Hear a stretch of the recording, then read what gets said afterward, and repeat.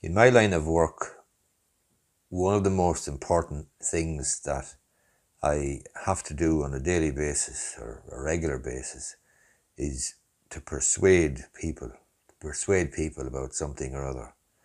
You, in your life, would probably, whether you recognize it or not, have the same requirement, the same need to persuade people.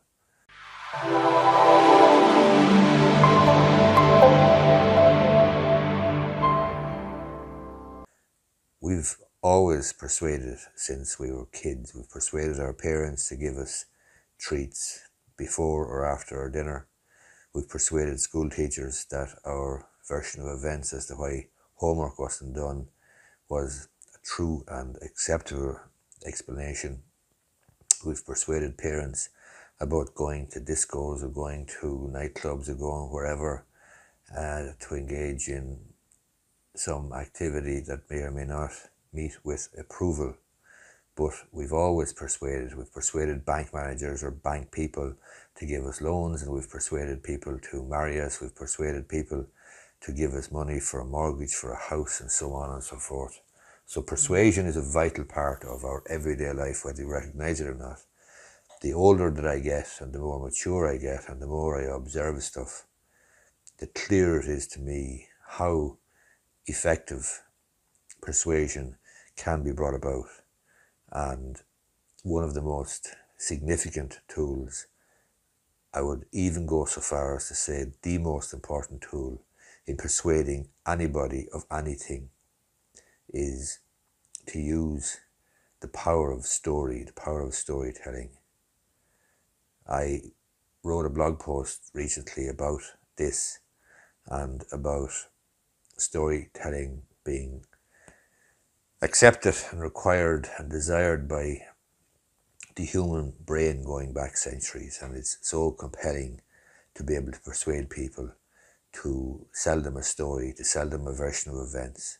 If you look at the last couple of years, for example, the presidential election campaign in the United States in 2016, where that charlatan Trump persuaded the Rust Belt states to vote for him in sufficient numbers that he became president.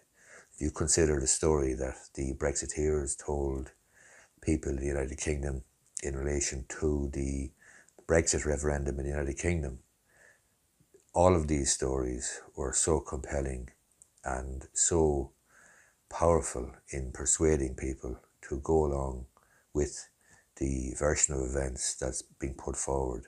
Ultimately, though, if you're a lawyer, or if you end up at the WRC or in court or anywhere else, you're going to end up with probably a conflicting version of events from the other side. In other words, there's going to be a contest, and the adjudicator or the decision maker in whatever forum, it may well be a judge, it may well be a jury, they will be faced with at least two versions of events, your version and the other party's version.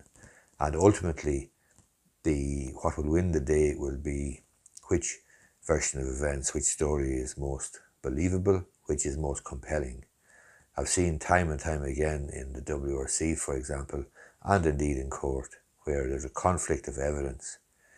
The judge or the adjudicator won't necessarily say that I don't believe that person or I think that person's evidence is bogus or untruthful.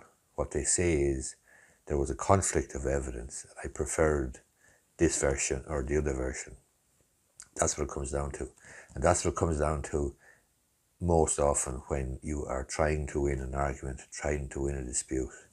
I was recently involved or attended a science competition in UCD. My daughter was involved in it. She's a PhD student in UCD. And this competition was an initiative to allow PhD students to share in as plain language as they can their findings and their passion for what they're doing, for what they're researching, but to share it with ordinary people without a science background, to the layperson, in other words, to explain in plain English. And clearly that can be a difficult task when you consider the vocabulary and the jargon and the various phrases and words and in vocabulary that's associated with any particular profession, but particularly the science industry. But there was experts there, from external experts there, judging the competition. And one of the questions that they put to a particular individual who gave a very good presentation about the use of cocaine in rats to cure addiction, or to test and carry out research into addiction and how to solve the problem of addiction for humans. Now, leaving aside any issue of animal cruelty or animal welfare and so on, the presentation was interesting, but one of the questions that was asked by one of the experts at the end of the presentation of this particular student was, "That's very interesting. How would you persuade industry to invest in your research, invest in what you're doing?" And the young PhD student understandably said, "Well, I would explain to them the data, but I don't think telling the data or selling the data or just relying on the data is enough to persuade. I think if he said, or if he embarked upon a project of combining data with story, he has a far better chance of persuading somebody, persuading industry to buy into the project and to invest." But bottom line is, storytelling is powerful. Story is very, very compelling when it comes to persuading or influencing anybody to do anything. And obviously it has boundaries, but ultimately, at the end of the day, in every dispute, no matter what forum, there's going to be competing versions of events, and the winner will be the one whose version of events is most credible, most believable, most compelling. And I have found, and many, many other people have found, that one of the most powerful ways to achieve that is by using story.